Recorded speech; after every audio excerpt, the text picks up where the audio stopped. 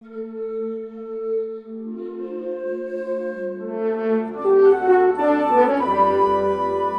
I'm Mealey from Sevag Public Relations. I am here today at Gladwyne Commons with Mac Brand of Mainline Rebuild. We are responsible for the marketing and public relations for Mainline Rebuild. Thanks for joining us today, Mac. Thank you for having me, Brea. You're welcome. So Mac, you are a partner with Mainline Rebuild and the person most involved with the details of the cemetery behind the Gladwyne Commons development. Could you give us a little history of the cemetery and how it relates to the community? Well, that's actually an interesting question. When we first bought the Oddfellows building, we knew it had a cemetery behind it, but we had no idea what we were going to do with it. It wasn't until quite a bit after we owned the property that we started to really think about what we were doing. And we talked to a lot of the neighbors, a lot of the community. And what we began to realize is, number one, first and foremost, is that in the Oddfellows part of the cemetery, there are over 100 veterans buried there. Wow. That is a very cool thing.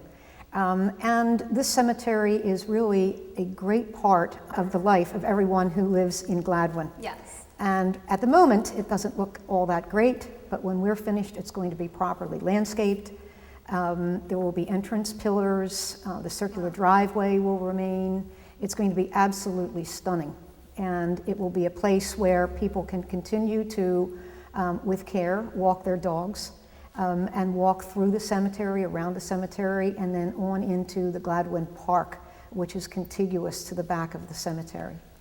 Wow, that's great. So you're going to keep the cemetery and maintain its upkeep. And I understand that the cemetery will be gifted to a nonprofit entity and run by a board of concerned local people moving forward. And in addition to that, you've also decided to grant them $250,000 for the care and maintenance of the cemetery. That's a very generous donation. So it shows that you're really dedicated to making the community members happy with the cemetery still existing here. Could you elaborate on this and how the relationship between the cemetery and the development will work? Well, again, that's another interesting question. The issue is when we, the developers, leave and everything is beautiful, who is going to take care of the cemetery? Right. Right now, we've been taking care of the cemetery for 2 years, and we've been working with a wonderful community member by the name of Sandy Dreyer.